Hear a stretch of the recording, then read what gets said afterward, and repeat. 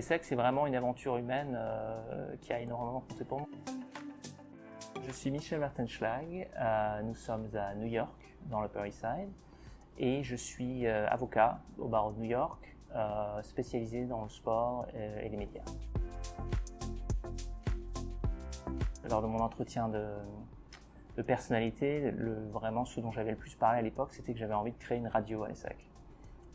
Parce que je faisais une émission de classique rock depuis mes 15 ans et je trouvais vraiment sympa comme idée de faire une radio étudiante mais sur la bande FM à l'ESSEC. Donc on a vraiment fait, on a bien potassé et du coup on a eu cette radio. Pendant 2 ans, ça a occupé 80% de ma vie. Donc c'était Rêve FM. J'en garde un souvenir extraordinaire. Bon, j'ai fait la chaire communication qui était super avec Maud Trixier. Les cours, effectivement, c'est le fondamental, mais derrière, c'est toutes les expériences associatives, c'est les étudiants, c'est les amitiés qu'on garde pendant des années. Pendant l'ESSEC, j'ai fait un stage à Europe 1, à la régie publicitaire d'Europe 1, ce qui était un peu le rêve absolu pour moi. Mais c'était hyper intéressant, donc j'ai fait ça pendant l'été 98. Et après, je me suis dit, bon, ok, la radio c'est sympa, mais bon, ça a été marrant pendant un moment, mais maintenant il faudrait peut-être que je fasse des choses sérieuses.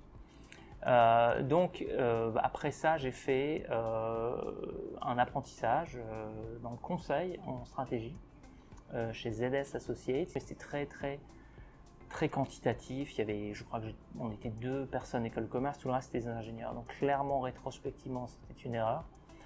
Et de manière générale, je pense qu'après, pendant quelques années, je me suis dit, bon, voilà, il faut que je sois marketable, il faut que je fasse vraiment des choses sérieuses. La radio, c'était sympa à un moment, mais maintenant, il faut que je fasse des trucs dans la finance, dans la stratégie, etc. Donc j'ai pris à l'ESSEC le programme de double maîtrise franco-américaine entre Paris et Cornell et Columbia University à New York. Ça avait l'air hyper intéressant. Moi, ce que je voulais, c'était vraiment passer du temps à l'étranger. Il s'avérait que c'était du droit. Je me suis dit, bon, ça peut être pas mal. Je peux faire ça pendant 4 ans et ensuite retourner, faire autre chose, etc. J'ai une double maîtrise en droit franco-américain. J'ai un DESS d'arbitrage. J'ai une maîtrise en droit français et puis le diplôme de l'ESSEC. Et ce que je voulais vraiment, c'était faire 2 ans de fusion-acquisition en droit et dans un cabinet vraiment international, puisque je me disais, j'étais pas certain encore que j'allais forcément rester à New York toute ma vie. Donc je suis allé chez Sherman & Sterling, qui était un cabinet qui existe toujours, d'ailleurs un cabinet très sérieux avec un super cabinet à Paris, au cas où je devrais revenir, etc.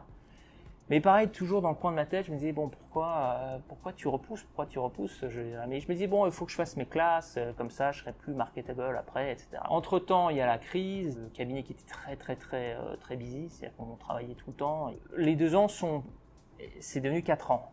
Donc, je me dis, bon, il faut vraiment que je me trouve une porte de sortie, parce que sinon, je vais faire ça toute ma vie, et puis c'était clairement pas ma passion. Je me suis mis à lire tous les jours la presse spécialisée. Je lisais Variety, The Hollywood Reporter, et donc je vois dedans un encart pour la pub pour le cabinet justement de cet ancien, André Desrochers, qui se félicitait d'avoir placé 10 personnes à Sundance. Donc je l'ai appelé, je lui ai dit, voilà, on s'est croisés à Sherman, est-ce que voilà, j'aimerais savoir un petit peu quel a été ton parcours, etc. Et donc lui, il a été adorable. Il m'a tout expliqué. Il m'a dit, voilà, est-ce qu'il faut que tu fasses, etc. Donc on est resté en contact. Et puis, je sais pas, 6 mois plus tard, il y a eu j'ai vu une offre d'emploi justement pour un avocat avec une expérience dans les contrats et au niveau transactionnel, donc ce que j'avais fait, et une expérience des médias, ce que je n'avais pas du tout, dans la distribution de films indépendants. Donc chez AFC Films, qui était une filiale de AMC Networks. Et donc, j'ai postulé évidemment, j'ai pas eu de nouvelles, et donc je me suis dit, bon, il faut que je sois plus actif, il y a d'avoir la moitié de New York, puisque tous les avocats à l'époque, on savait que la crise était là. Donc, je l'ai contacté, il m'a dit, ah oui, je connais quelqu'un là-bas, etc., je l'ai contacté, etc. Il a envoyé, donc j'ai envoyé mon CV, il l'a envoyé à son contact, et puis le lendemain matin, j'avais un entretien, et puis entre-temps, j'ai eu le job. Et donc là, je m'étais dit, bon, ok, finalement, ça m'a quand même aidé d'avoir fait 4 ans de fusion-acquisition, parce que c'était vraiment la base qui était demandée pour le travail. Et c'était, puisque c'était très transactionnel. Donc là, pendant 4 ans, j'étais chez AFC Films, où j'ai négocié l'acquisition de films et de la distribution ensuite aux États-Unis, parfois aussi internationale, de, environ 200 films indépendants. Donc on achetait vraiment dans le monde entier. Donc j'ai bossé avec des boîtes françaises, pas mal de boîtes françaises, Gaumont, UGC, Le Pacte, MK2, Wild Bunch, et puis plein d'autres. Parfois, je négociais avec des cabinets d'avocats, parfois, je négociais avec le réalisateur lui-même parce que c'était vraiment un film à petit budget, parfois c'était avec l'agent, mais bon, c'était hyper intéressant. Au bout de 4 ans, j'avais un peu fait le tour du sujet parce que c'était un peu quand même tout le temps la même chose, on négociait, on achetait et puis ensuite on distribuait. Je ne me voyais pas faire ça pendant 50 ans. Donc au même moment, j'ai été contacté par Viacom, qui était à l'époque vraiment à l'apogée de sa puissance. Et surtout, ils étaient vraiment au carrefour de la technologie et des médias. Donc je suis resté là-bas pendant 2 ans et demi, et là c'était pareil, donc très transactionnel, énormément de contrats de distribution avec des réseaux câblés, donc c'était avec Comcast, NCTC, Hulu, etc. Donc c'était intéressant, mais pareil, c'était un peu quand même très répétitif. Et puis surtout, je voyais que bon, là, de plus en plus de gens étaient en train de couper le cordon avec le câble, et que ça allait pas, que c'était pas un business qui allait rester comme ça. Il y a HBO qui est venu me parler, et puis WWE. Pour moi, HBO, c'était le rêve absolu, parce que c'était Game of Thrones, Sopranos, etc. Et puis surtout, c'est une boîte qui a une excellente réputation, les gens qui vont là-bas, ils restent à vie. Vraiment une boîte très discrète. On les entendait jamais faire de procès, etc. Tout se réglait à l'amiable, c'était toujours vraiment très très élégant. Et derrière, il y avait WWE qui avait une réputation très grande gueule, on va dire, avec des stars, tout qui se traque sur le ring, etc. Donc c'était 2 trucs vraiment qui se rapprochaient pas du tout. Et HBO, c'était intéressant, mais en fait, j'aurais fait le même travail que chez Viacom, qui, au bout d'un moment, pour être honnête, me barbait vraiment, parce que c'était quand même tout le temps la même chose. Et chez WWE, on me proposait quelque chose de plus intéressant, parce qu'il n'y avait pas vraiment de stabilité au poste pour lequel j'étais interviewé, qui était d'être vice-président pour tout ce qui est affaires juridiques internationales. Et comme j'avais le choix, ou plutôt j'avais le luxe d'avoir cette offre de HBO derrière, du coup j'étais un peu plus direct quand j'ai discuté avec eux. Je leur ai dit, bon voilà ce que je veux, moi je veux avoir une place, je veux vraiment faire partie de la stratégie, je veux pas être le N plus 25 au niveau juridique, je veux faire partie des décisions, je veux avoir un impact sur la compagnie. Et bon, tout en sachant que j'allais pas être le numéro 2 de la boîte brusquement, mais c'était vraiment, j'ai été très très direct, et puis bon, ils ont dit ok d'accord, il n'y a pas de problème. Et donc j'ai décidé d'aller là-bas, donc c'était en novembre 2015, et donc j'y suis resté pendant 6 ans et demi, jusqu'il y a 2 mois, et c'était une super expérience.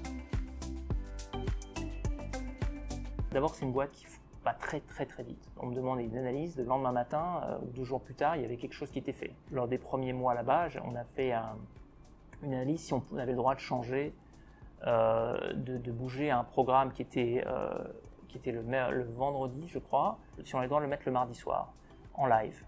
Et donc pour ça, il fallait que je regarde les contrats qu'on avait avec une 50aine de distributeurs dans le monde entier, pour voir si légalement on avait le droit de le faire, ou au niveau contractuel en tout cas. Et donc j'ai donné mes recommandations, et j'ai dit bon vous en avez besoin pour quand? Ils me disent je sais pas, dans 2 jours. 2 jours, bon ok, bon d'accord, je vais le faire, etc. Et effectivement je donne mes recommandations, et puis la semaine d'après, une annonce comme quoi on change la diffusion, à partir de maintenant ça va être une diffusion en live. Enfin un truc, je pense dans aucune autre boîte, il y aurait eu une telle vitesse d'exécution, donc c'était assez incroyable.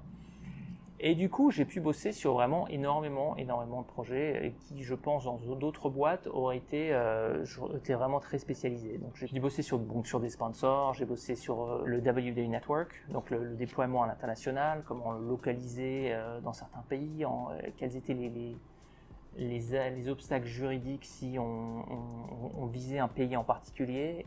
On apprenait toujours des trucs parce que on défrichait en fait énormément. Donc ça c'était une partie. Ensuite il a fallu négocier des deals qui étaient vraiment nouveaux, c'est-à-dire que normalement on discutait avec des réseaux câblés, mais ensuite on s'est mis à faire, dans certains pays comme en Chine, on s'est mis à discuter avec des streamers, ce qui était pareil, c'était quelque chose qui n'avait en tout cas jamais été fait.